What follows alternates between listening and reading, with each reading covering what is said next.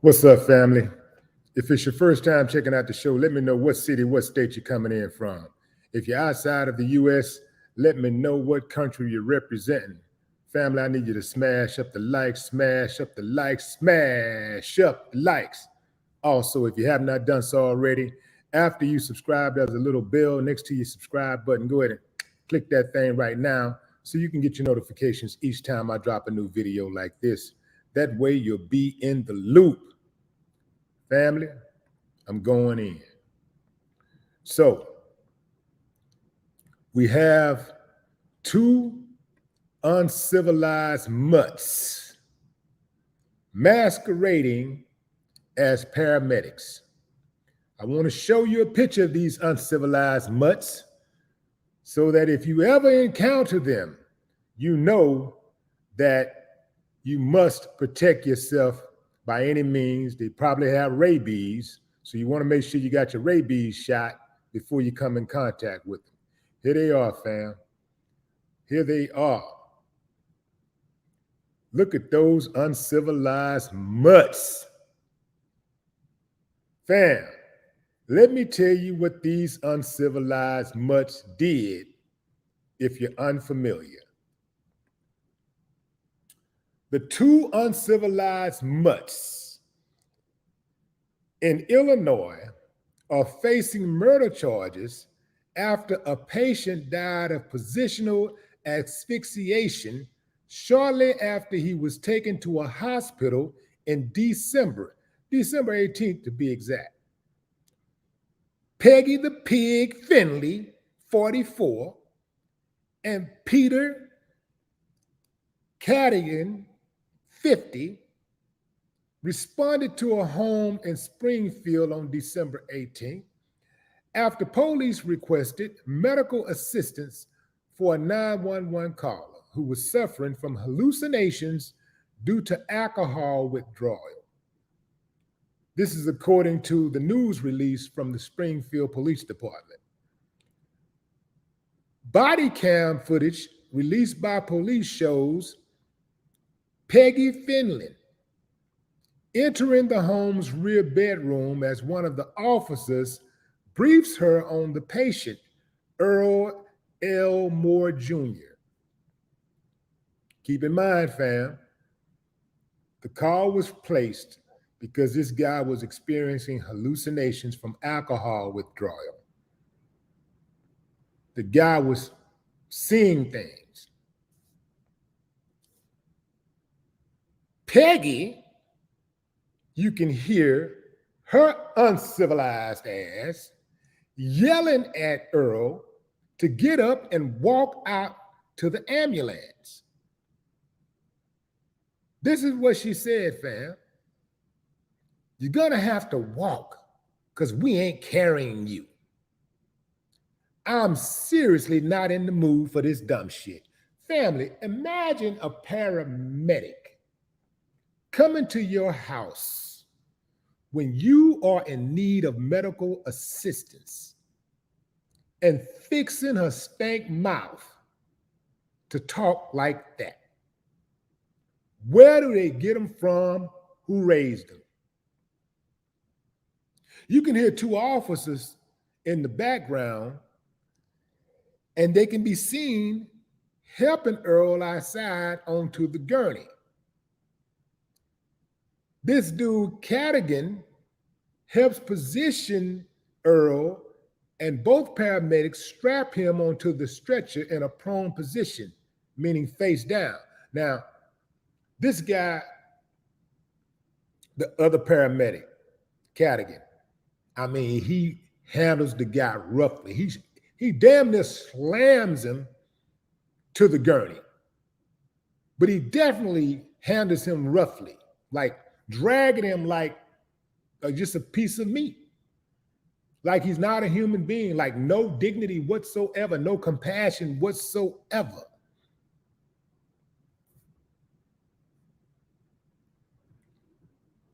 He strapped the man face down. This is a man who was already having difficulty breathing. He straps him face down.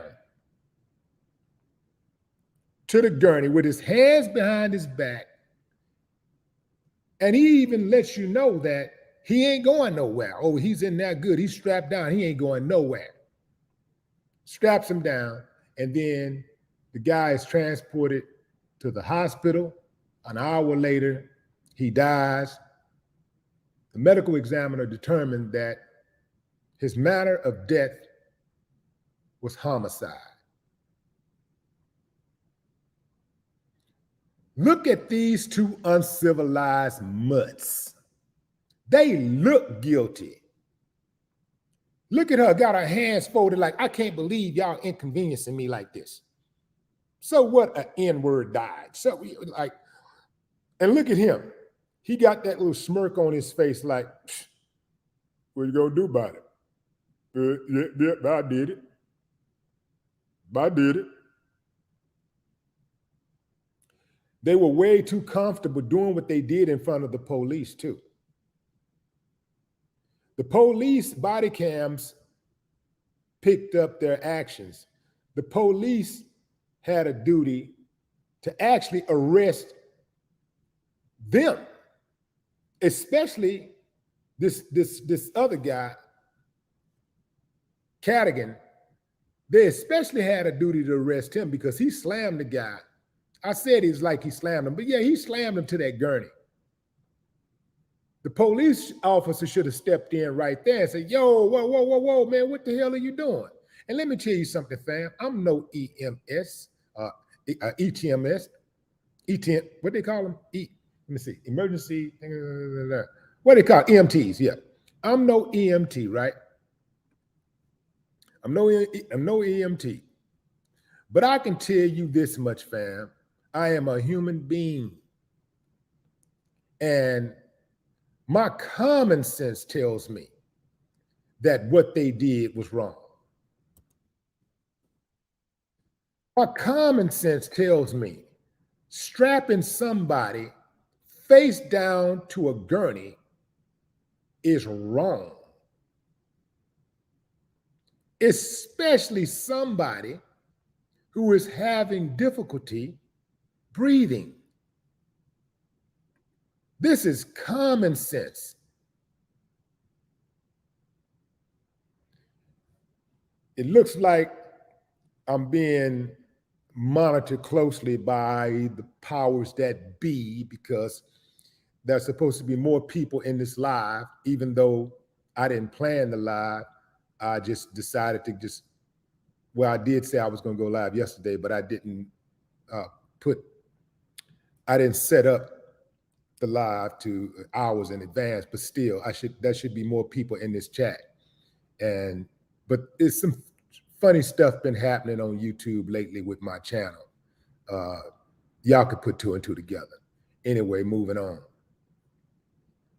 These two uncivilized mutts were arrested almost a month later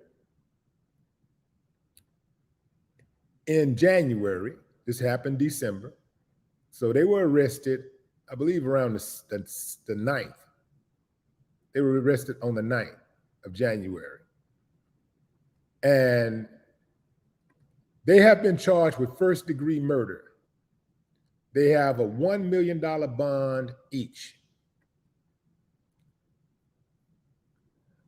Why even give them a bond? They are a danger to society. I don't understand why you would give people who are dangerous to society, a danger to society, a bond.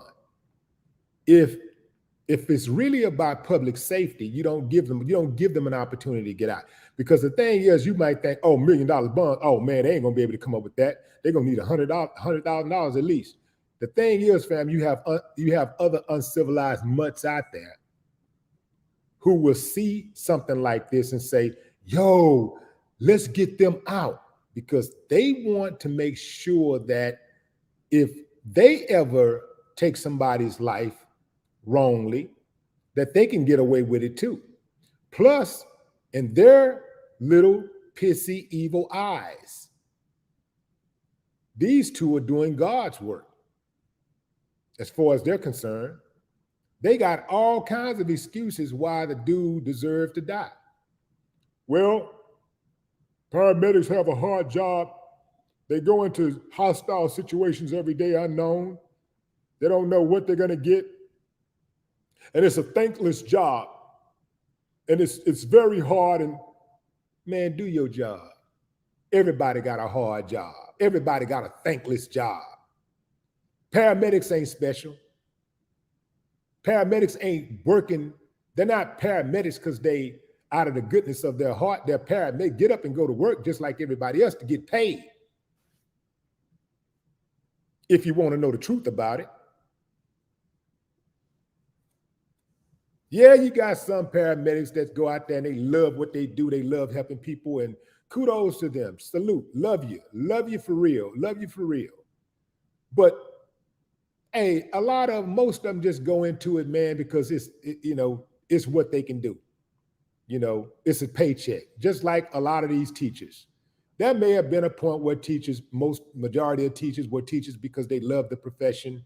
They loved helping children and developing little minds and stuff. But now you look at all around the board, most of these people that are teachers, they're teachers to get that check. They're there to get a paycheck. Just like cops are there to get a paycheck. They're not there to protect the public. If they were there to protect the public, people wouldn't feel so at risk. If you look at all of these cops we have in all of these cities, especially the major cities, if you look at all of these cops, all of these jails and detention centers, you would think that these cities would be safer. Police officers are not making the city safer because oftentimes the police officers are just doing the minimum to get by so they can get home and get their check and kick it. Yeah, you got the exception to the rule where you got some who really are out there trying to help, really out there who love what they do and trying to make a difference. Salute to y'all. I love y'all for real. But like I know, your coworkers, the majority, are there just to get a check. They're there just to pick up a check. Like these two uncivilized mutts. They're just there to get a check. So when you have situations where people's lives are at risk, where people are in an emotional state, when people are having a mental episode, you have to have compassion. And some of these people are incapable of having compassion. These are paramedics, so-called first responders. And this is the way they're behaving. This is not an isolated incident, by the way. This happens all throughout America. I bet you $1 to a donut that chick and that dude has roughed up passengers in the past, roughed up patients in the past. I guarantee you. I wouldn't be surprised if people have died on their watch due to their incompetence and negligence. I would not be surprised. Going into the comments. Buckhorse DC, what it do? What it do? Let me get these mutts off my screen. Yeah. Jared. Ooh, man, that's a tough name right there. It looks like a German name. Merlich. Maybe that's Merlich. Jared Merlich. Clyde McGee, what it do?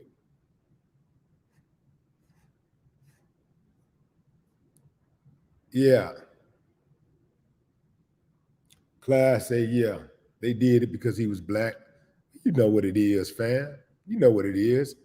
Hey, man, people are always talking about why you always got to bring race into the equation. Because it's a racist ass country. And everything about it, every single so-called pillar of this society and institution, major institution, is littered with racists, especially the ones who are at the top in upper management. Racist. That's right, I said it.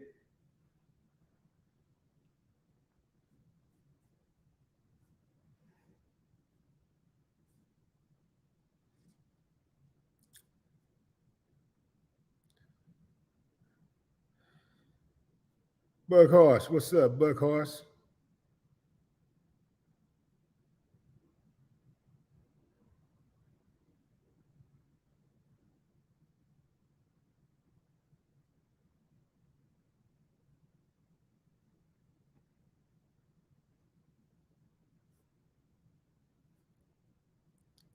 Kevin Holmes. I wouldn't agree with that. Kevin says not one first responder can be trusted. You sound like women who've given up on men or men who've given up on women. Not one man can be trusted. I don't trust not one woman. Boy, that's a hard life to live. I would not want to live in that life. I would not want to live that like that. I would not want to live life like that. Well, I couldn't trust nobody. Nobody? Yeah, man. Wouldn't want that life.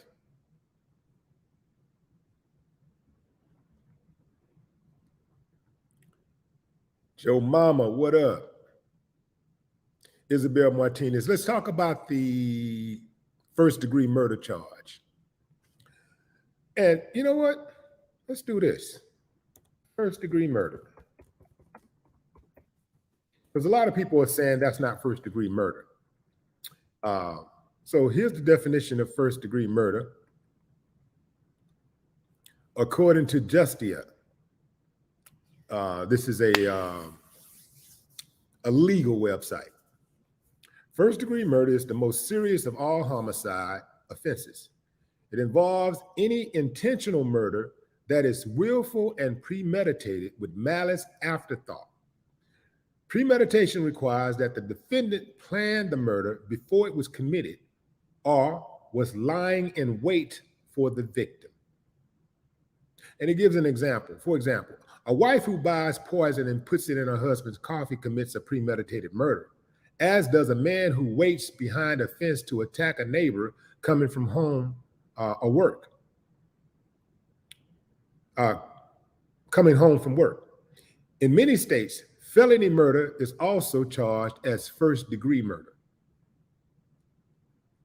Okay. Requirements for first degree murder. Although the exact state laws defining first degree murder vary by state, most state penal codes require that a prosecutor establish willfulness, deliberation, and premeditation in order to convict a defendant of first degree murder. Willfulness requires that the defendant acted with the intent to kill another person. Thus, the death cannot have been accidental. However, the prosecutor does not have to show that the defendant intended to kill that particular person. If the defendant shoots into a crowd with the intent to kill his friend, but hits and kills a bystander instead, these facts can still support a charge of first degree murder. I understand what people are saying about it not being first degree murder and they think they're being overcharged or whatever. And I think that prosecutors understand the risk of overcharging someone. That person could actually walk if they're overcharged and they beat that charge. The jury sees is that, we think they were liable, they were negligent, they did something, but they didn't do what you're saying they did. Under the law, they're not doing what you said they did. So the prosecutor has to make sure, be certain that they can paint the picture and prove to the jury that, this was first degree murder and these are the steps that justify the charge and a conviction.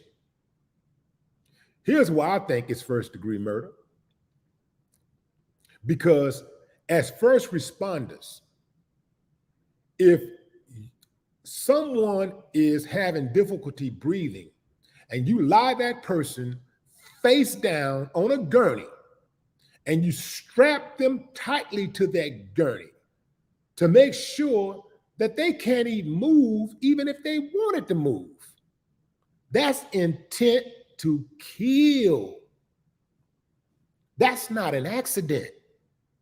That was premeditated.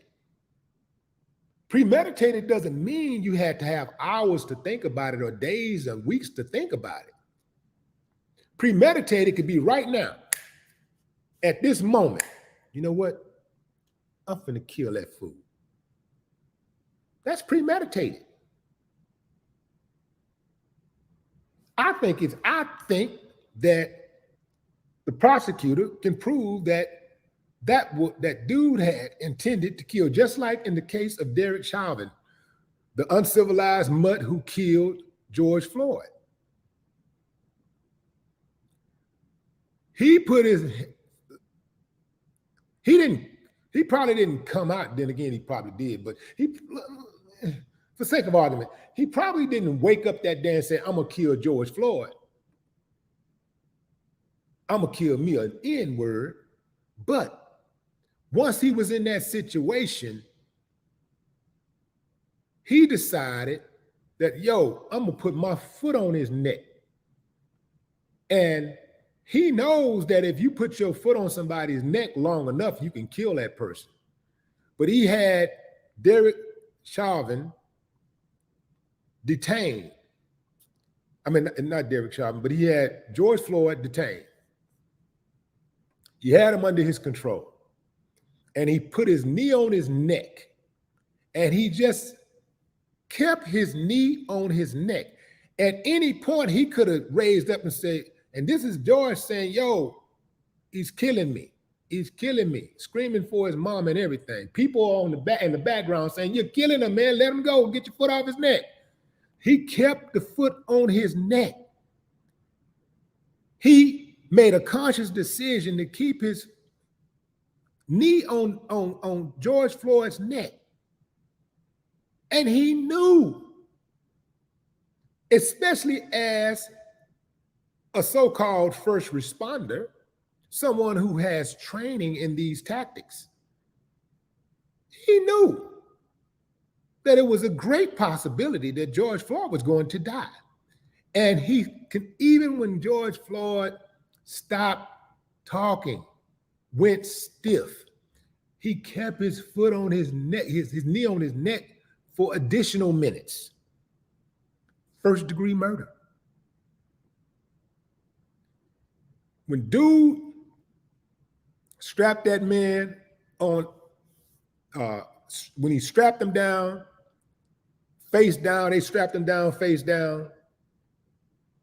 At any point, they could have said, whoa, whoa, this is not civilized behavior. Whoa, whoa, this is not compassionate. Yo, yo, this is dangerous. Yo, yo, he could die. But they kept him in that position all the way to the hospital. All the way. Now they're going to try to mitigate their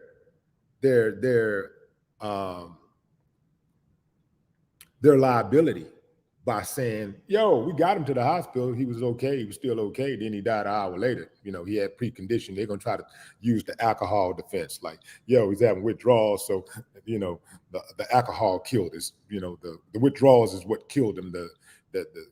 The anxiety and all of that stuff that come with, you know, alcohol withdrawal. That's what killed him. We didn't kill him. That's what they're going to try to run.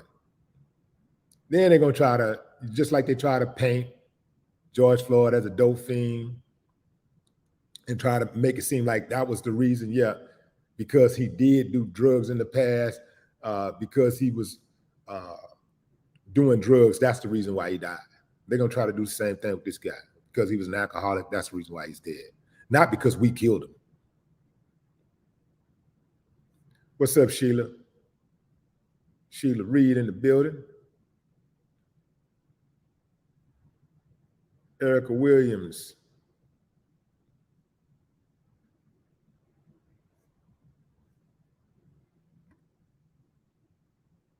Uprise.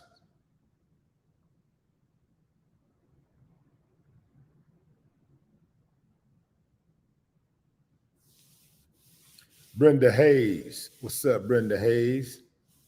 We are simulcasting with Facebook, YouTube. If you're following me on YouTube and not Facebook, my Facebook is Willie the Official. If you're following me on Facebook and not YouTube, my YouTube is where I usually do all my action at. I oftentimes don't even go on Facebook because Facebook got even more rules than YouTube got. So can't really get off like I want to on Facebook. So I try to avoid Facebook like the plague. But from time to time, I will go live. I will simulcast and bring the Facebook audience in. So if you're not following me, if you're on Facebook and not following me on YouTube, go to Willie D Live and follow me, please. Give your boy a quick subscription follow. You know what I'm talking about? Jeff Grassmeyer, what up, man? How you doing? What's up, Reginald Shade? Killer Noise is shaped like a urinal for a valid reason. Joe Mama. Huh. Never paid attention to that. I have to go back and look at that.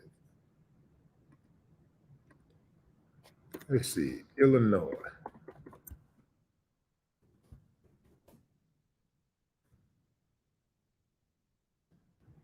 You think that shape shaped like a urinal? Illinois. Yeah,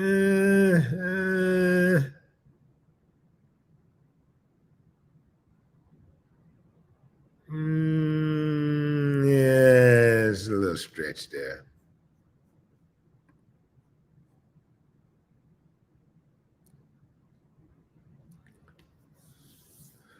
What's up? Maziko Lee, what up? Miss Liz Biz, what it do?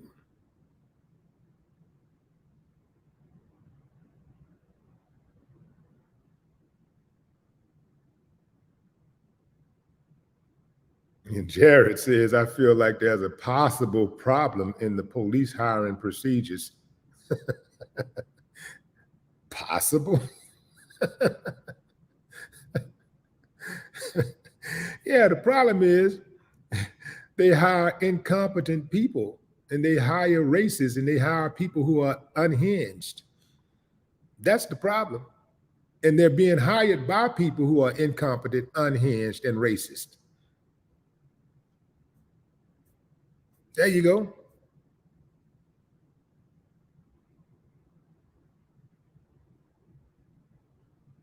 Nathaniel Daniel says, paramedics are supposed to save lives. Yeah.